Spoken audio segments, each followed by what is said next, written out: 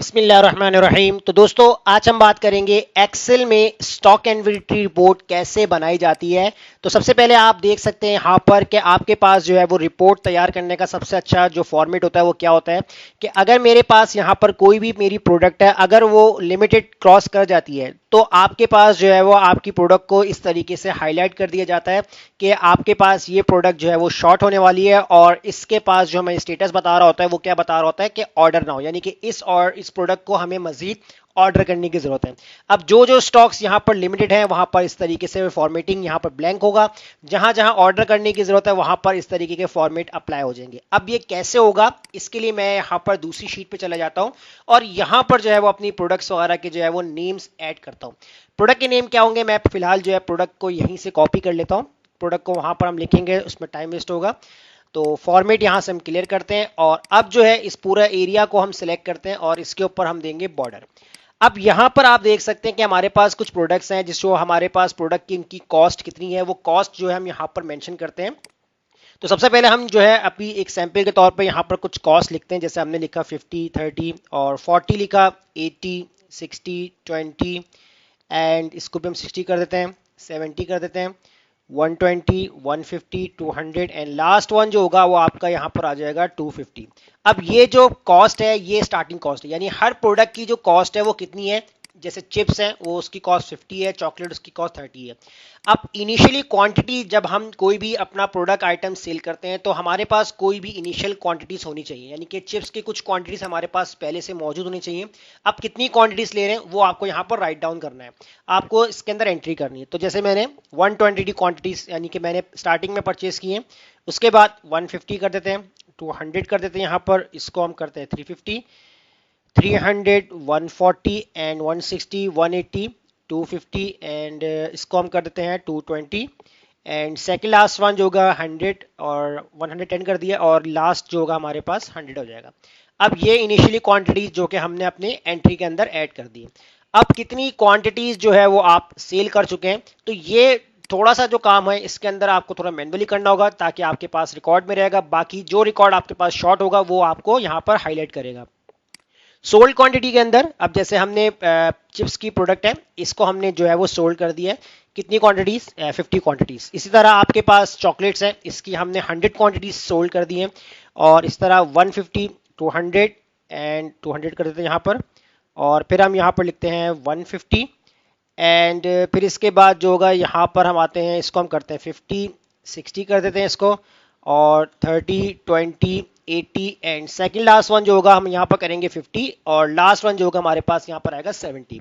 अब initially values के लिए आपको यहाँ पर क्या करना है, तो यहाँ पर जो है वो आपको फॉर्मूला अप्लाई करना है। तो फॉर्मूला यहाँ पर आपको कौन सा अप्लाई करना है, तो आप यहाँ पर लगाएंगे इक्वल, लगाएंगे प्रोडक्ट का जो फॉर्मूला है ये आपको राइट डाउन करना है। तो प्रोडक्ट के अंदर सबसे पहले देखिए यहाँ पर आपसे पूछेगा नंबर वन, तो नंबर वन के अंदर आपको यहाँ पर जो है वो अपनी यूनिट कॉस्ट को आपको सेलेक्ट करना है। उसके बाद आप लगाएंगे कॉमा, कॉमा लगाने के बाद आपकी इनिशियल क्वांटिटी होगी, उसके बाद आपने ब्रैकेट क्लोज करना है और एंटर कर देना है। अब देखें ये आपकी प्राइस थी एक्चुअल और आपने जो इनिशियली जो आपने प्रोडक्ट कुछ परचेज की थी तो उसकी जो इनिशियल वैल्यू यानी उसकी इनिशियल कॉस्ट क्या बन रही थी वो आपके पास यहाँ पर निकल के आ जाएगी। इसको आप ड्रैग कर दीजिए तो ये आपके पास जो है वो आपकी स्टार्टिंग अमाउंट जो है वो आपकी यहाँ पर निकल के आ चुकी है।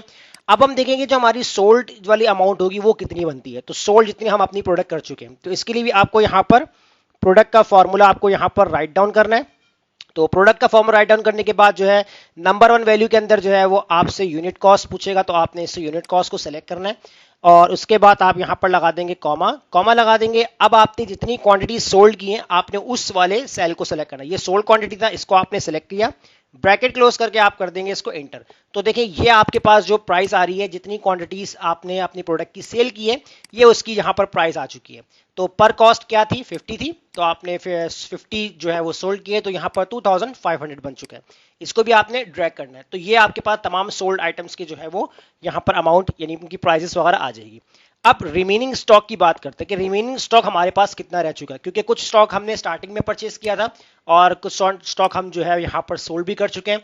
तो अब हमारे पास कितना स्टॉक बाकी है तो वो हम यहाँ पर देखते हैं। तो आपने यहाँ पर लगाना है इक्वल लगाना है, आपके पास जो है यहाँ पर आपकी इनिशियल क्वांटिटी जितना आपने स्टार्टिंग में परचेज किया था इसको आप माइनस कर देंगे, जितना आपका जो है वो क्वांटिटी सोल्ड हो चुका है वो उसके साथ आपने इसको माइनस करना और आप कर देंगे इंटर। अब देखें यहाँ पर आपके पास क्या है, 120 आपके पास इनिशियली प्रोडक्ट थी, आपने 50 जो है सोल्ड कर दी है, तो रिमेनिंग स्टॉक में क्या बता रहा है आपको कि आपके पास जो है वो 70 जो है वो रिमेनिंग स्टॉक बाकी रह गया।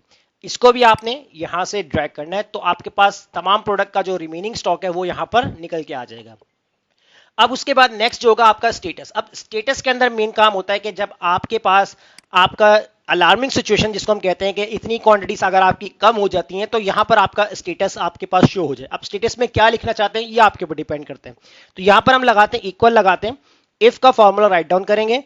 तो अब यहां पर हम सबसे पहले अपना रिमेनिंग स्टॉक सिलेक्ट करेंगे। अगर रिमेनिंग स्टॉक हमारा लेस देन होता है या इक्वल यानी बराबर होता है किस चीज के, अब एक आप जो है वैल्यू असाइन कर दें। जैसे आप चाहते हैं कि 50 से कम ना हो या 20 से कम ना हो या 30 से कम ना हो, तो आप वो रख सकते हैं। जैसे मैंने यहां पर 80 कर दिया कि मुझे 80 से कम नहीं चाहिए, तो अगर 80 के बराबर हो या 80 तक अगर आपके पास रिमेनिंग स्टॉक रह जाए तो आपके पास एक अलार्मिंग सिचुएशन यहां पर स्टेटस में आ जाए। तो आप यहां पर कॉमा लगाएंगे। अब यहां पर आपने डबल कोटेशंस के अंदर लिखना है ऑर्डर नाउ, यानी कि जब आपकी क्वांटिटी 80 से कम या 80 के बराबर आ जाएगी, कोटेशन क्लोज कॉमा। अदरवाइज आपने क्या करना है, डबल कोटेशंस के अंदर यहां पर लिखना है डिले। डिले क्यों लिखना है यहां पर, क्योंकि जो है यहां पर आप जब तक आपको उसको नीड नहीं है तो यहां पर एक डिले का मैसेज आता रहे। तो अब हम इसको करते हैं एंटर। जैसे आप इंटर करेंगे तो देखिए यहां पर ऑर्डर नाउ का ऑप्शन आ गया, क्योंकि आपका रिमेनिंग स्टॉक जो है वो 80 से कम है, तो इसलिए यहां पर ऑर्डर नाउ यानी कि हमें इस स्टॉक को ऑर्डर करने की जरूरत है।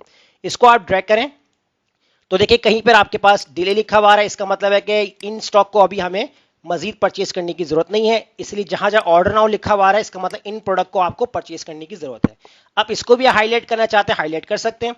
आप ये कॉलम पूरा सिलेक्ट करें, कंडीशनल फॉर्मेटिंग में जाएंगे आप यहां पर, और उसके बाद आप यहां पर जाएं टेक्स्ट दैट कंटेंट में। तो अब यहां पर आपने क्लिक करना है। अब सबसे पहले आपको यहां ऑर्डर नाउ के लिए काम करना है, तो आप यहां पर ऑर्डर नाउ लिख लीजिएगा, और उसके बाद जो है अगर आपको इसको रेड कलर से देना है रेड कलर सेलेक्ट कर सकते हैं, कस्टम फॉर्मेट बना सकते हैं अपनी मर्जी का।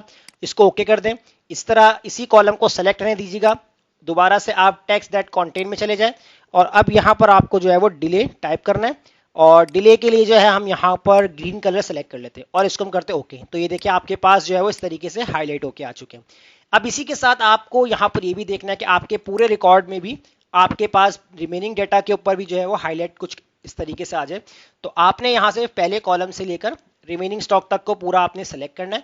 उसके बाद आपको यहाँ पर कंडीशनल फॉर्मेटिंग में जाना है, और अब आप जाएंगे यहाँ पर न्यू रूल पे। न्यू रूल पे आपने क्लिक करना है, यूज फॉर्मूला पे आना है, और यहाँ पर आपको एक कंडीशन लगानी है। आप इक्वल लगाएंगे। इक्वल लगाने के बाद सबसे पहले आपने यहाँ पर सिलेक्ट करना अपना रिमेनिंग स्टॉक वाला सेल, इसको आपने सेलेक्ट करना है। और याद रहे आपने यहाँ पर जो है वो रॉक से पहले जो डॉलर का साइन है इसको हटा देना है।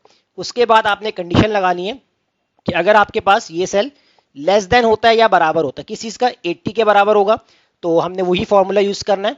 उसके बाद आपके पास क्या फॉर्मेट आया तो फॉर्मेट पे चले जाएं, और यहां से आप कोई भी फॉन्ट या बॉर्डर जो भी आपको अप्लाई करना अप्लाई कर सकते हैं। मोर कलर्स में जाके आप डिफरेंट कलर्स भी यहां पर हाईलाइट कर सकते हैं।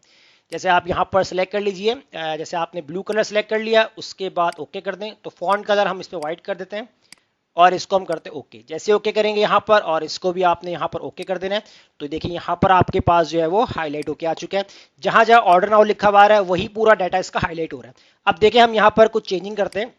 जैसे मैंने ये स्टॉक जो है 150 स्टॉक सोल्ड कर दिया है, तो रिमेनिंग स्टॉक कितना रह गया, 10 रह गया। देखें ऑर्डर स्टेटस में क्या आ गया, ऑर्डर नाउ, और पूरा डाटा भी जो है यहाँ पर आपके पास हाईलाइट हो चुका है।